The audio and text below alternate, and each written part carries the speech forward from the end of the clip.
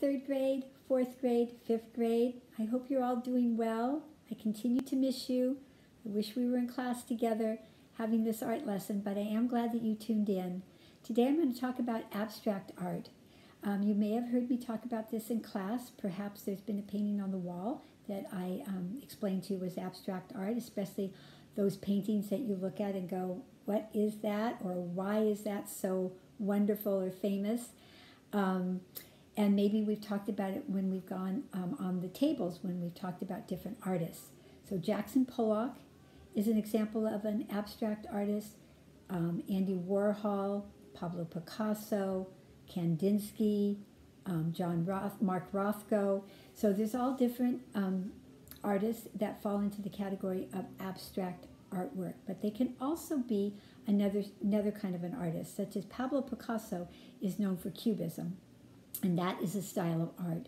So he not only is an abstract artist, but he's a Cubist artist.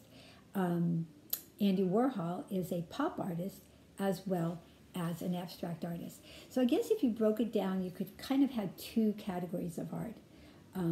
Realistic art and abstract art. Realistic art is when you are doing an artwork that is what is in our real world. So if you take a photograph, of course, that is an example of artwork that is totally realistic. The Mona Lisa is another example of a realistic painting. It's a portrait and it's a woman, and it's a very realistic painting of her. So, but abstract, the artist could have an idea in mind, but it's non-representational, meaning it does not represent exactly an object or a person or a scene. So the artist may say, my painting is a picture of a house with a bird on the roof. And you may not see anything that looks like a house or anything that looks like a bird in the painting, actually. You may see a cat, or you may see a rocket. And that, it's fun. It's fun to interpret abstract art because everybody can have an opinion and everybody can express what they see in the painting. And it doesn't mean that it's right or wrong because it's your interpretation and it's what you see. You may point out what you think looks like a cat, and then your classmates say, oh yeah, I can see that. And somebody may point out what they think is a rocket ship, and some of you may be able to see that too, and maybe you don't. And it doesn't mean that it's right or wrong. It just means how you are viewing the piece of artwork. So today you're going to be an abstract artist. So I want you to get a pencil and a piece of paper, okay? And I want you to close your eyes, and I want you to do a scribble using your curved and bent lines, okay? So just go all over, let your hand be relaxed and have your pencil go all over your paper and come up with a scribble. Now, don't make it too small and too tight. Don't make it so large that it goes off the paper. And you don't want to work on it too hard, too long. I mean, you just don't want to keep scribbling and scribbling, okay? You don't want it to be too complicated. But spend a little bit of time with it. You don't want it to be too simple either. So it's sort of a trial and error, okay, kind of a balance. So Mrs. Mao came up with this for her scribble. The first thing, and so it's all bent and curved lines, okay? Can you see that? The first thing I want you to look for are tails. And this is a tail when the line is just out without any connection. So I will want to connect that line over here because all your lines, you want them to make shapes because you're going to be coloring this. And so you could color all around there, but you want all the lines to connect so that there are definite shapes.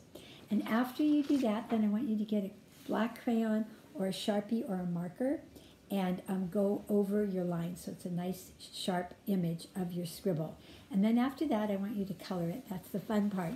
But let's say you're going to choose the 3 primary colors or the 3 secondary colors or the tertiary colors. You know what those are if you tuned into my color wheel challenge a couple of weeks ago. Or how about warm colors or cool colors? So I hope you can tell, I chose cool colors. This is the cool palette, blues and greens and purples. So color in one direction, stay within the lines. Remember, I always told you when you come up to a line, it's like a wall or a barrier. You don't want to cross it. So stay within the lines. and choose whatever colors you choose to do it in. Try not to, if you're doing something like warm colors or cool colors where you have a lot of colors to choose from, and even the secondary or primary colors, you don't want to put two colors the same next to each other. Okay, so try to spread them out and have fun with that. And then I want you to do the same thing again, only this time, another piece of paper and your pencil, and I want you to do straight lines, okay? Make a scribble using straight lines. So deliberately think you're going to do horizontal or zigzag or diagonal or vertical, and you're going to end up with a straight line scribble.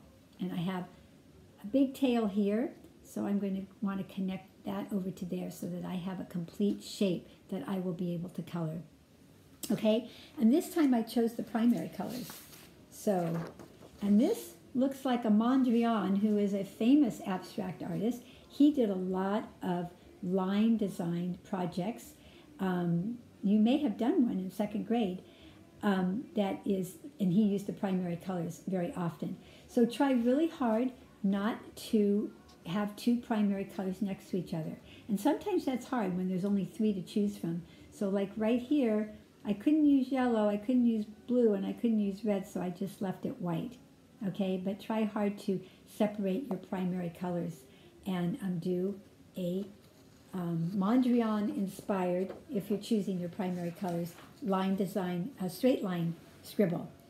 Now, you can also look at these scribbles and see what you see in them, okay? So after you do this project, if you want to tune into the junior high lesson that I'm going to do, you will see another aspect of how we can do this project.